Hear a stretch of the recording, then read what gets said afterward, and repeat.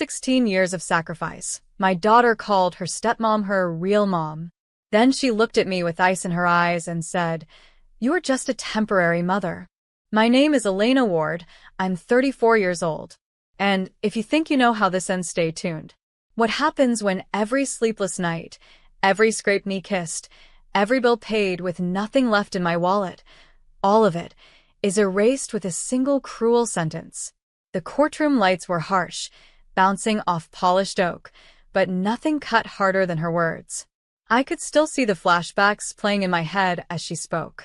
16 years of me working doubles, selling my own jewelry, giving up vacations, birthdays, and even health, just to make sure she had shoes that fit, lunches packed, and a future worth chasing. And now, here she stood beside her stepmother, hand clutching the woman's arm like I was a stranger. Her lawyer painted me as bitter, unfit, irrelevant. My daughter didn't even glance my way. She was too busy nodding along with the woman who had entered her life a few years ago and somehow rewritten the entire story. "Your Honor," the lawyer said, "this adoption should proceed. It's what she wants. It's what's best." Elena was never more than a placeholder. The word placeholder echoed like a hammer to my ribs. I didn't shout. I didn't break down. Instead, I pulled a slim folder from my bag. Inside was the one thing they had overlooked, the one thing they thought I didn't have. When I handed it to the judge, his brows lifted. His eyes cut to them, sharp as glass. And I thought, now it's their turn to feel erased. The judge's fingers traced the edge of the folder, his eyes narrowing as he flipped the first page. The courtroom, noisy a moment ago, fell into a suffocating hush. "What is this?" he asked, his tone sharper than before. I folded my hands on the table. "Proof, Your Honor. Financial statements, custody records, school documents, all under my name.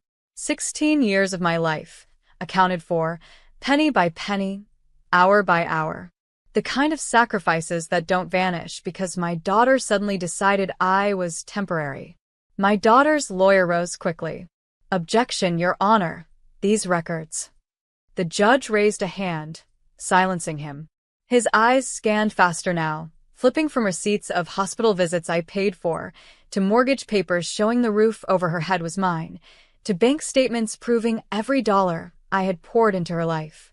I didn't need to look at my daughter to know she was squirming. I could feel the heat radiating from her side of the courtroom. Finally, I glanced over. She wasn't looking at me. She was staring at the folder like it was poison, her stepmom gripping her hand too tightly. "You see," I said softly, the words steady, "temporary mothers don't take out second jobs to cover braces. Temporary mothers don't sit in hospital waiting rooms all night when their child can't breathe. Temporary mothers don't lose their youth just to make sure their child has a future. But I did." The judge set the folder down slowly. His eyes, when they lifted to my daughter and her stepmom, were no longer neutral. They were cold. "This," he said, voice echoing, "changes everything." For the first time that day, my daughter's smug certainty faltered, and the silence that followed felt like the beginning of justice. My daughter's stepmom shot to her feet, her heels clacking against the tile. "Your Honor, this is irrelevant. She's just trying to guilt a child into choosing her. What matters is where my stepdaughter feels loved, not receipts from the past." Her voice dripped with fake confidence, but the tremor in her hands betrayed her. The judge leaned back in his chair. "Irrelevant? 16 years of documented care and sacrifice is not irrelevant. In fact, it's legally central.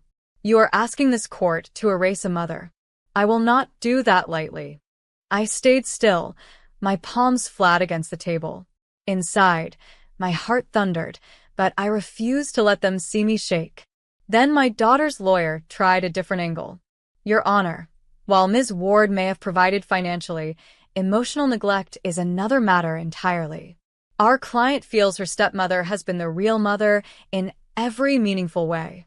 That was the dagger. They wanted to paint me as cold, detached, replaceable.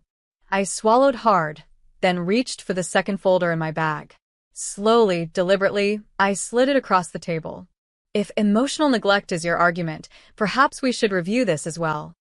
The judge opened it. Photos. videos, letters, every birthday card I'd kept, every photo of me in hospital waiting rooms with her in my arms, every teacher's note thanking me for attending parent conferences alone, and the video, time-stamped, me cheering in the bleachers at her soccer games while the stepmom wasn't even present. The judge watched in silence as the screen lit up with my daughter's 12-year-old self hugging me, whispering, "Thanks, Mom. You're the best." My daughter's face went pale. Her stepmom's lips parted with no words. And the courtroom shifted. The video ended, the sound of my daughter's younger voice echoing through the silent courtroom. "Thanks, Mom. You're the best." She shifted in her chair, cheeks flushed, refusing to meet my eyes. Her stepmom squeezed her hand tightly, whispering something I couldn't hear. The judge adjusted his glasses, gaze firm. "So this is the same woman you now call temporary? The one you're trying to erase from your life and records?" My daughter's lawyer stammered, "Children's feelings change over time, Your Honor." "Feelings may change," the judge cut him off, "but facts don't. This evidence shows consistent, active, present motherhood for 16 years. He tapped the folder. "It's becoming harder and harder to accept the claim that Ms. Ward was nothing but a placeholder." I stayed quiet, but my eyes locked on my daughter. I wasn't angry in that moment. I was hurt. Deeply. The kind of hurt that years of exhaustion and sacrifice only make sharper. "You once told me," I whispered, my voice carrying despite the silence, "that I was your safe place. That no matter what happened, I was home. Do you remember that, sweetheart?" Her lips trembled. She shook her head, staring at the desk as if the wood grain could swallow her whole. The judge leaned forward. "If there's more proof, Ms. Ward, I'd like to see it." I nodded. "There is." I pulled out the final piece, the legal documents showing the trust fund. A $2 million account I had fought for, saved into, protected for her future. And the clause at the bottom, "Adoption by another party nullifies access." The judge read it aloud. Gasps rippled through the room. My daughter's eyes finally met mine, shocked, wide, and terrified. And for the first time, it wasn't me on trial anymore. The judge read the final line twice, his brow furrowing deeper with every word. "Adoption by another party nullifies access." The courtroom erupted in whispers. My daughter's lawyer tried to object, but the judge silenced him with a single raised hand. "This is binding?" "Yes, Your Honor," I said, my voice steady. 16 years ago, I opened that trust. Every extra dollar I made, every sleepless night, every sacrifice I put away for her future, it went into that account. $2 million, protected under one condition. If she chose to be adopted by anyone else, she would lose it. Gasps echoed through the gallery. My daughter's stepmom's face drained of color. She grabbed my daughter's hand tighter, whispering urgently, but the girl's wide eyes stayed locked on the papers. The judge tapped the document. "So, if this adoption proceeded, she would legally forfeit $2 million? "Yes," I confirmed quietly. "She wouldn't just erase me. She'd erase her future." My daughter's lips parted, trembling. You tricked me." I swallowed, meeting her gaze. "No. I protected you. Because I knew there might come a day when someone convinced you I wasn't enough. And now you see what that day costs." Her lawyer scrambled, flipping through papers muttering, "There must be a loophole." But the judge had already closed the folder. His verdict was written across his face. "This court cannot and will not approve an adoption that results in this kind of financial self-destruction." Case dismissed. The gavel struck, sharp and final.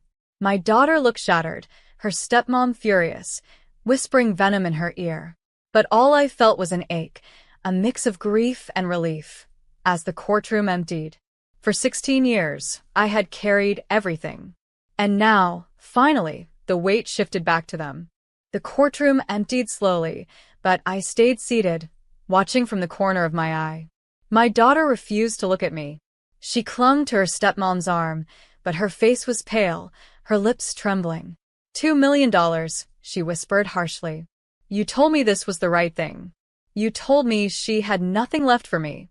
Her stepmom stiffened. Money isn't everything. I'm your real mom now. We don't need her.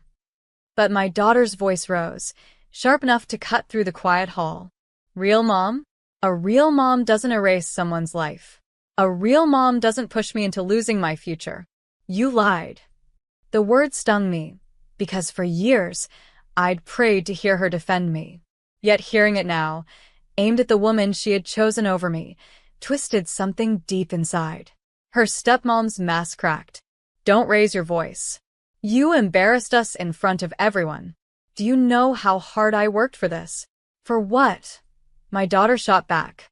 For me to lose everything? You played me like a pawn. Their voices echoed down the corridor, and for once, I didn't step in to mediate, didn't soften the blow. I let them unravel, every thread of their alliance tearing in public. My lawyer touched my arm gently. You don't need to stay. You've already won. But this wasn't about winning. It was about truth. I stood slowly, gathering the folders, and finally let my daughter's gaze find mine. For the first time that day, her eyes weren't cold. They were uncertain. She opened her mouth, but no words came. Just silence. And sometimes, silence says everything. The week after the courtroom battle, our home felt like a war zone. Calls from relatives, neighbors whispering, friends picking sides. It was exhausting. My daughter stayed mostly silent, but her eyes darted to me now and then, filled with questions she didn't dare ask aloud. Her stepmom tried to assert control, but the cracks were widening. She barked orders, threw passive-aggressive comments my way, but my daughter no longer flinched. She questioned, she paused, she hesitated, tiny signs that the illusions her stepmom built were starting to crumble. One evening, I found her phone unlocked on the counter. Messages from her stepmom, carefully hidden, threatened to rewrite her story if she didn't comply. My daughter froze as she read them, pale and shaking. You see now, I said softly, why truth matters more than money. She nodded, tears threatening, and for the first time, I felt a flicker of the bond we had almost lost. The next day, during a family gathering, her stepmom tried to flaunt control again. She boasted about her achievements, her influence, even her wisdom in guiding my daughter. But I had prepared quietly, emails, receipts, texts, all proof of her manipulations and lies. I didn't shout. I simply laid the evidence out on the table. Gasps filled the room. Faces paled. The people who had once supported her stepmom turned, incredulous, staring at the undeniable truth. My daughter looked at me, eyes wide, a hesitant smile beginning to form. Her stepmom froze, realizing her empire of deceit was collapsing. Every insult, every threat, every manipulation backfired, leaving her exposed and powerless. Finally, silence. Heavy, absolute silence, except for my daughter, whispering, I understand now. And in that moment, I realized that revenge wasn't about anger or destruction. It was about justice, clarity, and reclaiming what was rightfully ours. The courtroom doors closed behind us one last time. My daughter sat beside me, quieter than ever, her stepmom nowhere in sight, stripped of influence, stripped of the $2 million she had tried to claim. I watched my daughter carefully. Her eyes were a mix of confusion, relief, and something deeper, recognition. She finally saw that loyalty, love, and truth couldn't be bought, manipulated, or rewritten. Weeks later, I received an email from her stepmom, cold, short, and bitter. No apologies, no explanations. Just the acknowledgement that everything she tried to take was gone. Every subtle insult, every hidden agenda, every lie exposed, gone. I didn't reply. I didn't have to. The law had spoken, justice had been served, and my daughter finally understood her real foundation, me. We began rebuilding quietly. Not with extravagant gestures or public displays, but with simple dinners, late-night talks, laughter that returned slowly, hesitantly, but genuinely.